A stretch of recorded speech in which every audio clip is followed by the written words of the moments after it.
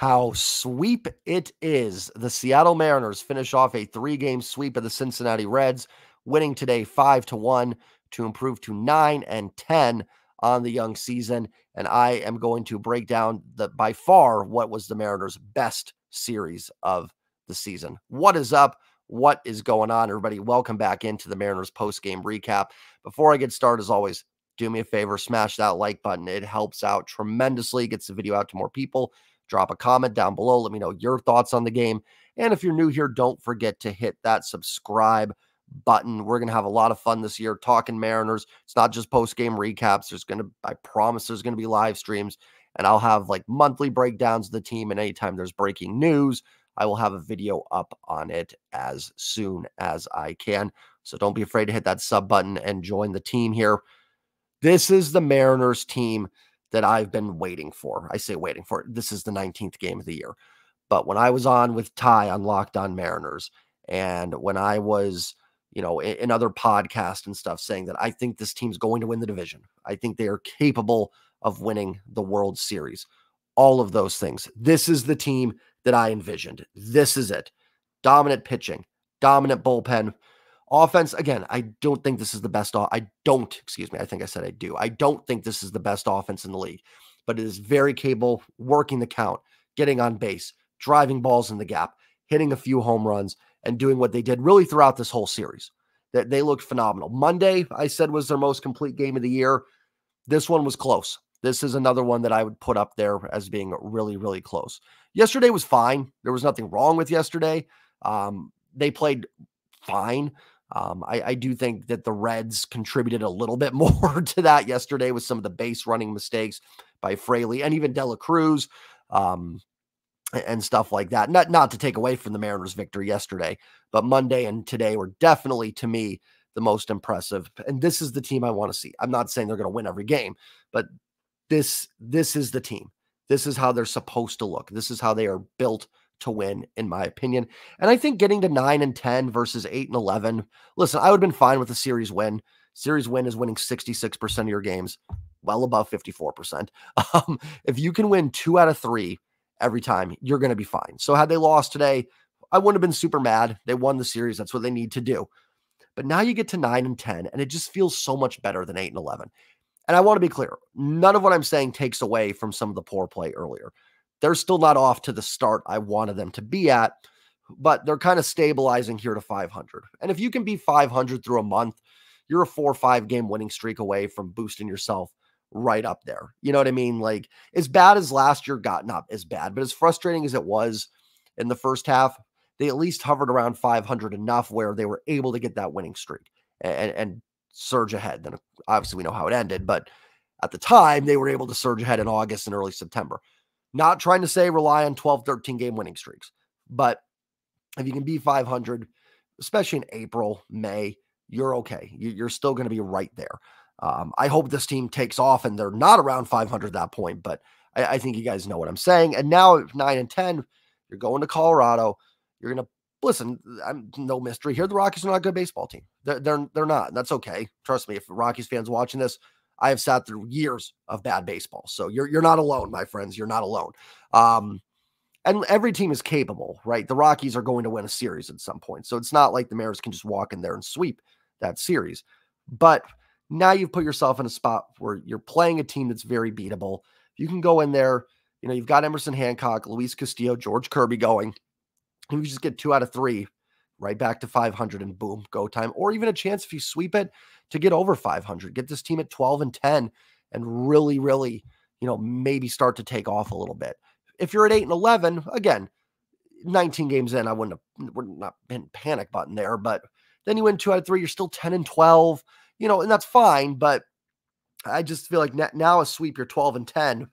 Before it's a sweep or 2 out of 3 and you're 10-12. You know what I mean? So it feels good to be inching their way back closer to 500. Let's go ahead and break this one down. As always, I'll start with the pitching. Cannot say enough about Bryce Miller. 6 innings, 1 hit, 1 run, 1 earned. That 1 hit, 1 run, 1 earned was all in the same swing by Elly De La Cruz in the second inning. Gave the Reds a 1-0 lead. Miller walked 1, struck out 7. So Bryce Miller essentially had one base runner all day. Now, the home run obviously is a run, and it's technically a base runner, but you know what I mean. I can't say enough good things about Bryce Miller. I was not the biggest like Bryce Miller guy this offseason. I was worried about a guy that was kind of a one-pitch pitcher in the starting rotation. And it was a great pitch. I love Bryce Miller's fastball, and the command of it today was phenomenal. But that splitter and even the slider looks better. I know he threw the slider a little bit last year, but man, it was just like he threw it last year in a way that was, okay, you're not just getting fastballs. Here's a different pitch. It wasn't a good pitch. At least I don't know what the metrics say on his slider last year, but I didn't think it was very good. It was literally, to me, a show me pitch. Still not like the best slide I've ever seen, but it looks a little sharper, and that splitter is phenomenal. And when he's pinpointing that fastball command, Miller has been absolutely outstanding. And I'm getting close. Not going to do it yet. We're not even a month in the season, but I'm kind of like inching my way towards, because we'll always talk Castillo, Kirby, Gilbert, and the rest. Miller is kind of getting himself into that category where it's Kirby, Castillo, Gilbert, and Miller that you have to deal with when you face the Seattle Mariners. Just phenomenal, phenomenal. Now, Miller got off to a great start last year, and I think some fatigue settled in, and I think teams were able to sit on that fastball a little bit more, and you don't have other pitches in the major leagues. You can't survive on just one, and I don't want to say he struggled, but he certainly started off really hot last year and certainly cooled off as the year went along. So I'm not going to, even though I just said I'm close to doing it, I'm not proclaiming Miller as an ace or anything yet. I still want to see it for a few months. But man, I mean, as much as I said that Logan Gilbert to me is the Cy Young favorite in the AL, and I said, name me a pitcher that's been better. Bryce Miller. I mean, honestly, I think Bryce Miller's probably been better than Logan Gilbert. And that's not a knock on Logan at all. Bryce has been absolutely phenomenal. Nice shutout inning in the 7th after the Mariners took the lead on the Mitch Garver home run, which we'll talk about. Trent Thornton with a shutout inning there in the 7th. No hits, no walks, no runs, and a strikeout. I will continue to defend Trent Thornton as being a really good reliever. The home run stuff, I don't think he's given up a home run this year, actually. So maybe I should stop talking about that he gives up home runs. But I think that's always just going to be something because there's so many sweepers. You hang one of those sweepers, someone's going to hit it out of the park. But Thornton is a valuable reliever. He's good. There's no ifs, ands, or buts about it. Trent Thornton is a good pitcher. Is he ahead of Brash and Santos and Munoz when, those guys are back and Munoz is able to pitch? No. But, man, there's nothing wrong with having a guy like that be a guy that can come in. If your starter struggles, you're down 4-0, 4-1. He can stabilize the game a little bit, get the bats back in there. Nice outing by Thornton. Gabe Spire pitches the 8th, strikes out the side, all swinging, which is great to see. Spire's been phenomenal this year. And then Austin Voth finishes off in the 9th with a shutout inning with the strikeout as well. Voth had a couple outings, but overall has been pretty solid. And, this bullpen still makes me nervous without Brash and Santos right now. I do feel like it is probably, the offense has been frustrating, but I believe that it'll come back, and it did in this series. There's just too many good players there for it to be 71 WRC plus bad all year. The bullpen, I'm not positive. I'm not positive is the wrong word. I'm not convinced yet that without Brash Santos, it's going to hold up. Let's see how they do on the road in Houston in a 1-0 game or something like that. And, or Texas or something like that, and see when the pressure cookers turned up a little bit. But, like I said yesterday, each game that you go that this bullpen isn't costing you anything. And this is nothing against the relievers they have. I think they've all pitched well, but you still want Brash and Santos back in there. And each game where this bullpen does its job and survives, you get one step closer to those guys getting back in there. And this bullpen has not cost this team a game yet. The only one maybe was that Milwaukee game, and that was Munoz, who's probably pitching in that situation anyways. So, you just kind of, and bullpens are going to blow games, right? It's even with Brash and Santos, that doesn't mean they're going to lock down every close game. But so far, this bullpen's done a nice job. Pitching staff in general, great series against a good, not an amazing Reds offense, but certainly an offense that's got some pop in it with Dela Cruz. Encarnacion Strand's off to a tough start, but a decent hitter. Will Benson's been good. India's capable. Spencer Steer's really good. Jake Fraley's good against right-handers. Tyler Stevenson, Nick Martini's capable. Again, Candelario, who was sick, Didn't play the last 2 games. And again, it's not the best offense in the league by any means, but it is a capable offense. And the Mariners pitching staff did a great job this series. Kirby, Gilbert, Miller, and the bullpen. The only real hiccup might have been Stanek a little bit last night. Let's move on to the offensive side of things. Oh, by the way, yes, the umpiring was awful and atrocious. I don't know if I mentioned that early. I had to start the video over again because my kids came running in. So I don't know if I mentioned that in a previous take of the video or if I did mention early, but guys, the umpiring stinks. I don't know what to tell you. There's like 5 or 6 guys that are really good. Who was the home plate ump tonight? It was James Hoy. I've heard the name. I don't know what his history is or how the umpire scorecards have graded him, but I mean, listen, I have some sympathy for umpires. These guys are throwing 99 now with movement, back in the 70s and not taken away from anything of old school baseball. But, heck, even let's go back to like 2005. I like to watch games from that era and stuff on YouTube when I can find them. It's like my adult ASMR is watching old baseball games. But even back then, like relievers came in and they're throwing the 80s. Today, I mean, every guy out of a bullpen is throwing like 97. I mean, look at the Mariners today. You've got, Voth and Thornton come in, and they're not even like your top 2 guys, and they're dropping sweepers that have break that would have, made people think they were practicing witchcraft in the early 2000s. So the game has changed. We need the automated strike zone, and then the ump can be back there to regulate it, just to like explain situations and do things like that. So anyways, that's my rant on that. On the offense, Julio, 2 for 5, 2 doubles. Finally, 2 extra base hits for Julio Rodriguez, his first extra base hits since opening day. He had 1 extra base hit coming into today, so he has tripled his extra base hit output going from 1 to 3. Good to see. One of them was hit 104 off the bat. Nice series actually for Julio. Want to see one go over the fence, but what I say yesterday, I want some slugging. Well, that's slugging. And again, reaches base twice, 400 OBP in this series. Nice series from Julio, and we saw what he did defensively. Ready for him to put one over the fence, for sure, but improving, getting better. You know what I mean? Like, that's the key. This was overall a pretty good series for Julio. Mitch Haniger was 1 for 5 with the RBI single in the 7th inning, the 3-run 7th. Jorge Polanco, tough day, 0 for 4. He's been on a tear. It happens. Mitch Garver, 1 for 3 with a solo home run and a walk. Talked about, want to see these guys slugging a little bit. There you go. Garver works the walk like we know he's capable of and hits a solo home run in the 5th inning. 6th inning, they gave the Mariners the 2-1 lead, which technically you could call the game winner. Listen, I've talked about it, that these guys are better hitters than what we've seen. No, I don't think Mitch Garver is going to take home the MVP or make the all-star team or anything like that, but he is a good hitter. He is capable of giving you, and I'm just using, rough numbers here, but a 790 OPS from the DH spot or 800 OPS, something in those range. He's more than capable of doing that. We know Julio is better than these first few weeks. These guys were not, even if you, and I know broken record, I repeat myself a lot, but again, when you do videos every day for games, it's going to happen. If I just did series recaps, I'd probably repeat myself a little less. But even if you don't like these guys, Julio, I don't understand. I think we all like Julio. But even if you're like, I didn't like the Mitch Garver signing, I didn't like trading for Jorge Polanco or whatever, that's fine. This isn't a rant to like criticize anybody, because truthfully, so far, you'd probably be correct because they haven't played very well. But we all know, like, Mitch Garver's not going to OPS 490. Just not. Like, Tommy La Stella getting 500 at-bats probably doesn't OPS 490. So there's no way Mitch Garver is going to do that. And these guys are still one big game away from these numbers looking all great. Even Garver, OPS up to 563 after today.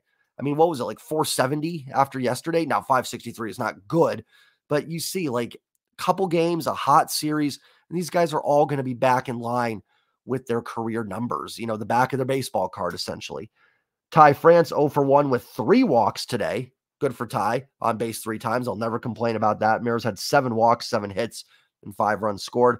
Cal, 1 for 3 with the solo home run, which was crushed. Good to see right-handed Cal with a little pop. Obviously, left-handed is his stronger side, but really, really good to see. That thing was crushed.